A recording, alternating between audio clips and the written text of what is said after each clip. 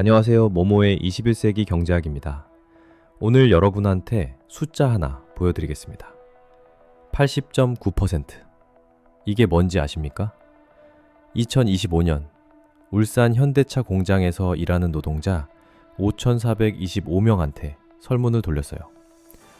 로봇 때문에 내 일자리가 사라질 것 같다. 이 질문에 찬성한 사람 비율이 80.9%입니다. 5명 중 4명이 자기 손으로 직접 나 대체될 것 같다고 답한 겁니다. 거수가 아니에요. 비밀 투표입니다. 그것도 지금 현장에서 매일 라인 돌리고 있는 사람들이 스스로 인정한 거예요. 이게 말이 됩니까? 대한민국 제조업의 심장이라고 불렸던 울산에서 그 공장 안에서 일하는 사람들이 직접 나 없어질 것 같다고 말하고 있는 겁니다. 오늘은 이 얘기를 낱낱이 파헤쳐 드릴 겁니다. 30년 동안 라인에서 땀 흘린 기술이 왜 공장 문을 나서는 순간 최저시급으로 곤두박질 치는지, 현대차가 퍼붓는 125조라는 돈이 도대체 어디로 흘러가는지, 그리고 지금 이 구조에서 살아남으려면 뭘 달리해야 하는지 보여드리겠습니다. 팩트만 말씀드립니다. 2025년 8월 울산 동구 남목 상권을 다녀온 기자의 르포를 보면 이런 내용이 나옵니다. 한때 발 디딜 틈 없던 번화가 골목에 임대문의 팻말이 절반 가까이 붙어 있었다고요. 8년째 그 자리에서 소형 카페를 운영해온 자영업자 한 분이 이렇게 말했습니다. 코로나 때보다 지금이 더 버티기 힘들다고요. 이게 어떻게 된 겁니까? 코로나는 전 국민이 다 같이 힘들었잖아요. 전 세계가 멈췄던 그때보다 지금이 더 힘들다는 건 이건 경기 침체가 아니에요. 구조가 붕괴되고 있다는 겁니다. 울산이라는 도시 자체의 돈의 흐름이 바뀌고 있다는 신호예요. 왜 이 지경이 됐는지 거슬러 올라가 보겠습니다. 2016년이에요. 현대차 노조가 24일 동안 파업을 했습니다. 결과가 어떻게 됐냐고요? 그해 매출 손실만 3조 1천억 원입니다. 3조 1천억이요. 이게 무슨 뜻인지 아십니까? 하루에 현대차가 1,300억씩 손해봤다는 얘기예요. 하루에 1,300억, 24일 동안.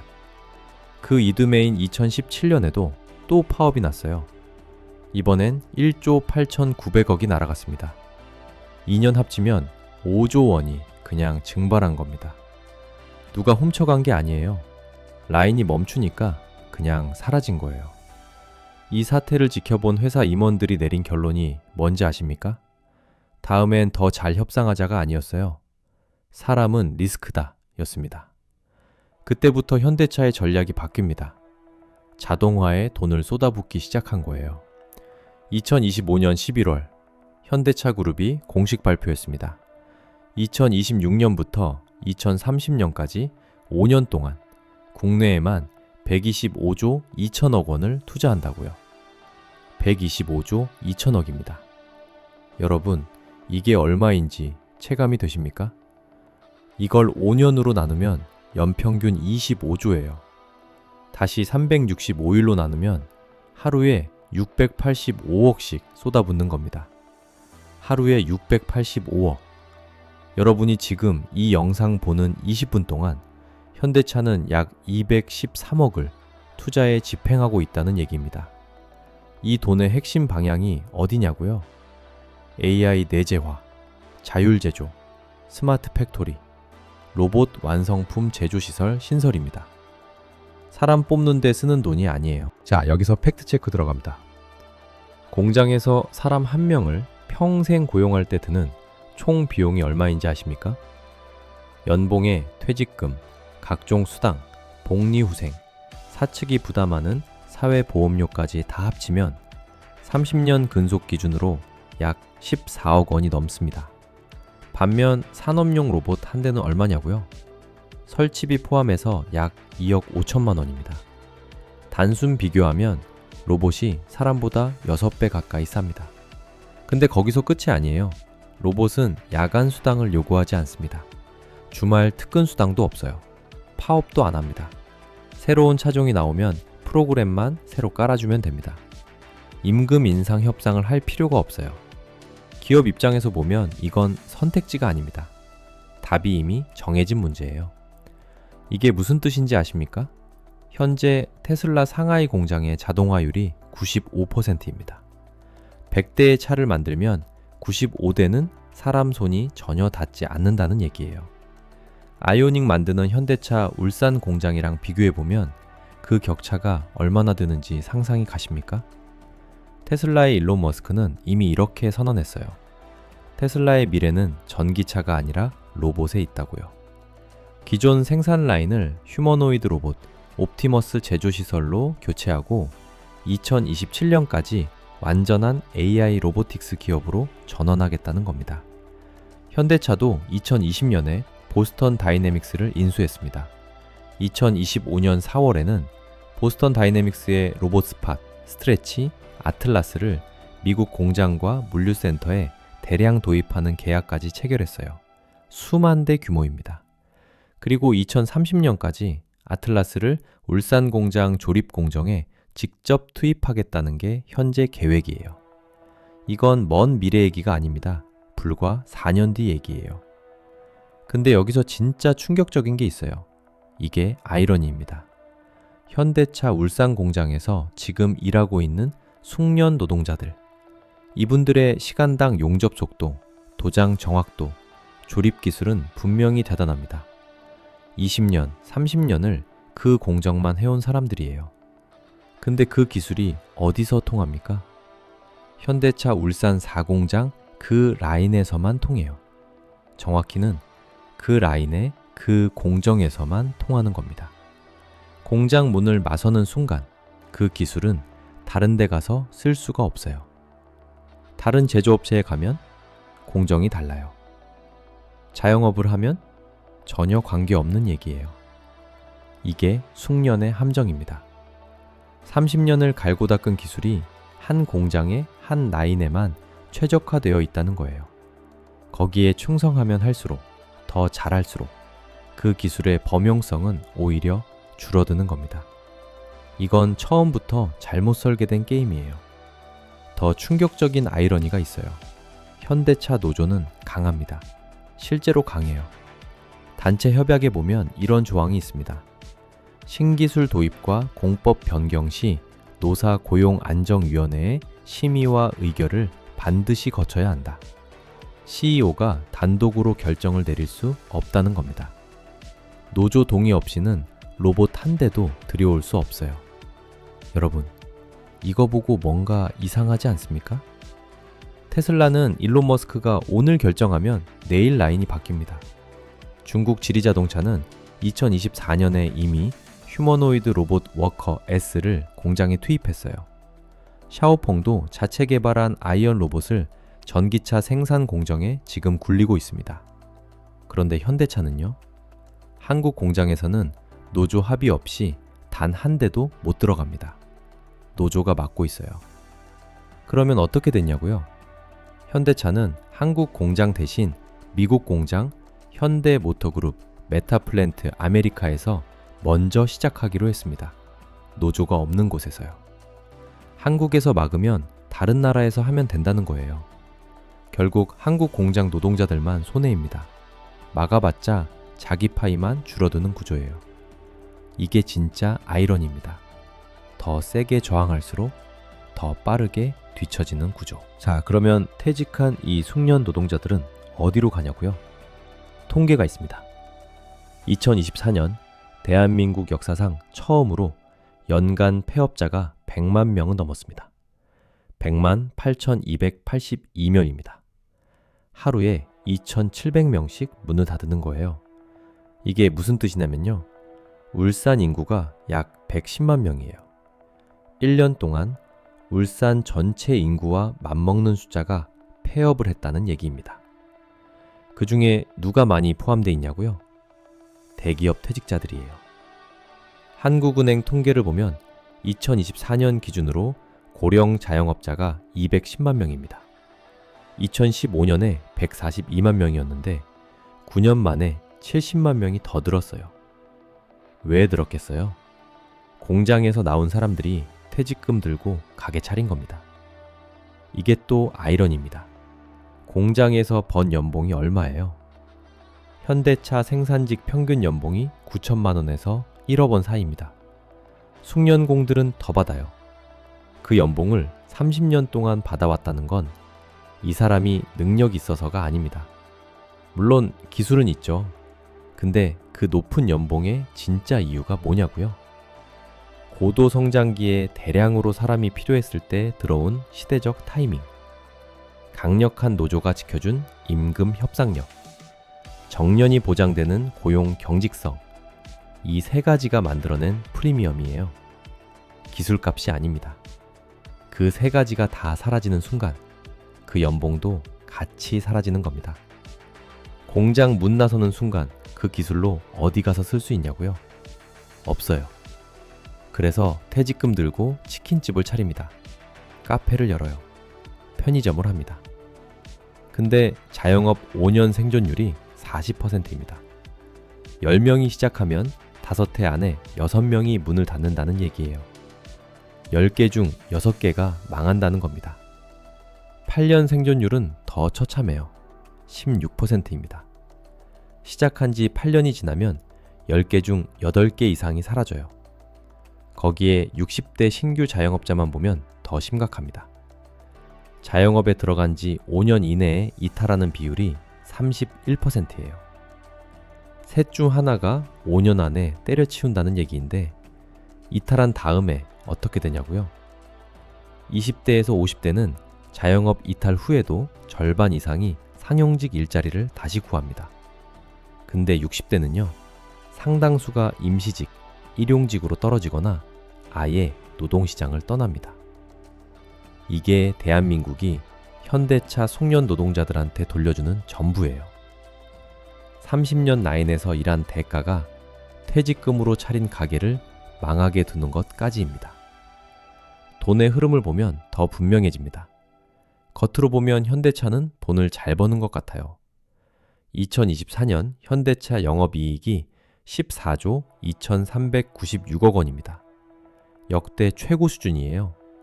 근데 그 돈이 어디로 가냐고요? 125조를 자동화에 쏟아붓는 데 씁니다. 로봇을 사고 AI 시스템을 구축하고 스마트 팩토리를 만들어요. 이 투자가 성공하면 10년 뒤에 인건비를 대폭 줄일 수 있거든요. 완성차 원가에서 인건비가 차지하는 비중이 약 10%인데 그 10%를 로봇으로 대체하면 영업이익률이 그만큼 올라가는 겁니다. 현재 완성차 업계 최대 영업이익률이 10% 수준이에요. 인건비 10%를 줄이면 이익이 2배로 뛰는 구조예요. 기업 입장에서 이걸 안 할 이유가 있습니까? 근데 이 이익의 수혜자가 노동자냐고요? 아니에요. 기업 주주입니다.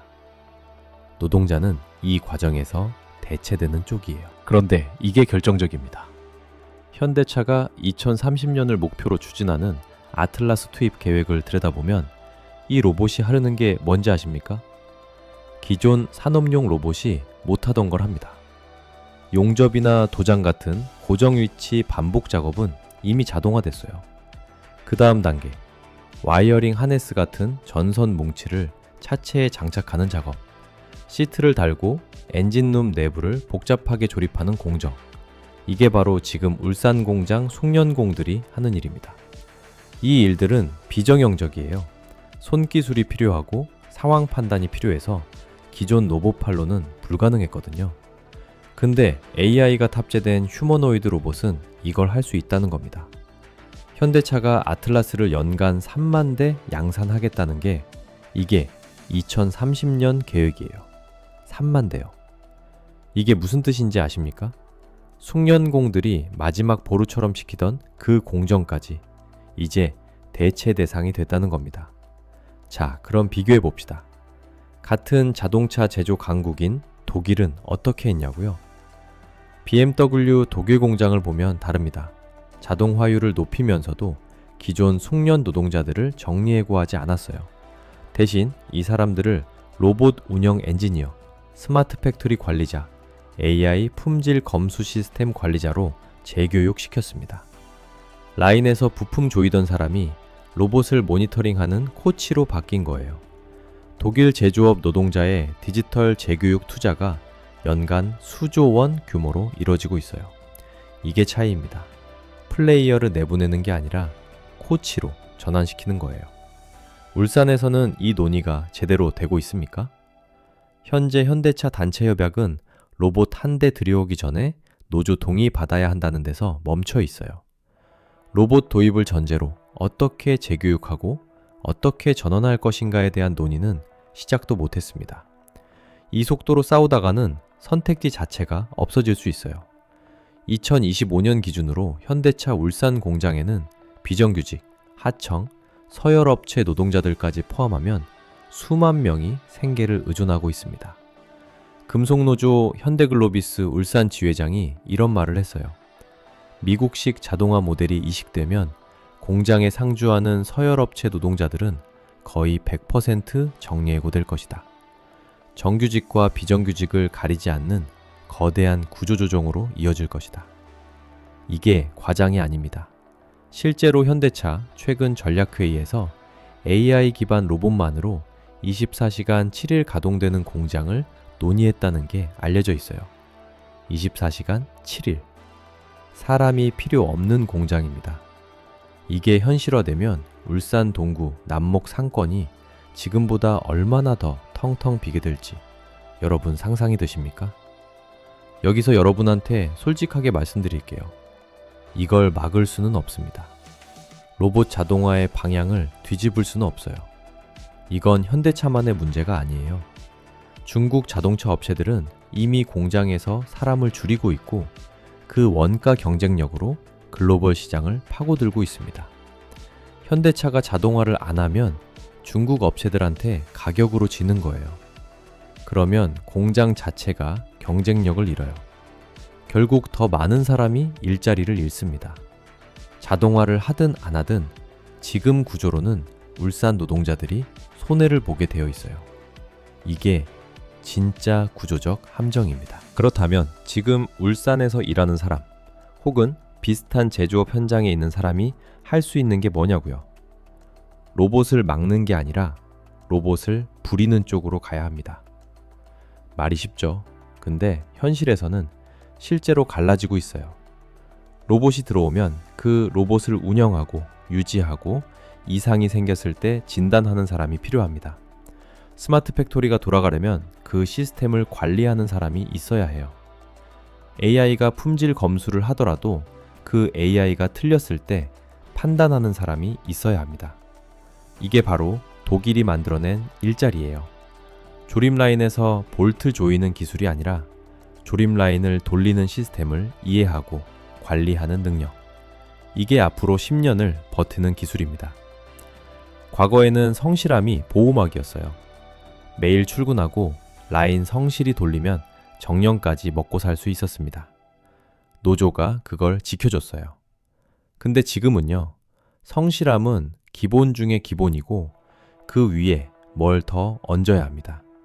자동화 흐름을 이해하는 것, 로봇 운영의 기초 개념을 아는 것, 스마트 팩토리에서 어떤 역할이 필요한지 파악하는 것. 이걸 준비한 사람과 안 한 사람의 차이가 앞으로는 5년 안에 극명하게 갈릴 겁니다. 2024년 대한민국에서 자영업 폐업자 100만 명이 나왔습니다. 2025년엔 더 늘었을 거예요. 그중 상당수가 대기업 퇴직자들이에요. 30년 기술값이라고 믿었던 게 공장 문 밖에서는 아무 가치가 없었던 겁니다. 이게 단순히 개인의 실패가 아니에요. 시대가 바뀌는 속도를 따라가지 못한 구조의 실패이고 그 구조를 바꿀 준비를 하지 못한 시스템의 실패입니다. 근데 그 피해는 개인이 다 떠안고 있어요. 오늘 파헤쳐본 것들을 정리해봤을 때 여러분한테 이 질문을 드리고 싶습니다. 지금 울산 현대차 공장 20대 신입이라면 남은 직장 생활 30년 동안 뭘 배우겠습니까? 조립 기술을 더 갈고 닦겠습니까? 아니면 그 조립을 대신하는 로봇을 이해하는 쪽으로 가겠습니까? 로봇한테 일자리를 빼앗긴 건 기업 탓입니까? 개인 탓입니까? 아니면 처음부터 이렇게 끝날 수밖에 없는 게임이었던 겁니다. 그리고 마지막으로 10년 뒤 울산이라는 도시는 어떤 모습으로 우리 앞에 서 있을까요? 이 질문들에 대한 답이 지금 만들어지고 있습니다. 여러분이 어느 쪽을 선택하느냐에 따라요. 영상이 도움이 되셨다면 구독과 좋아요, 알림 설정 한 번씩 부탁드립니다. 지금까지 모모의 21세기 경제학이었습니다. 시청해주셔서 감사합니다.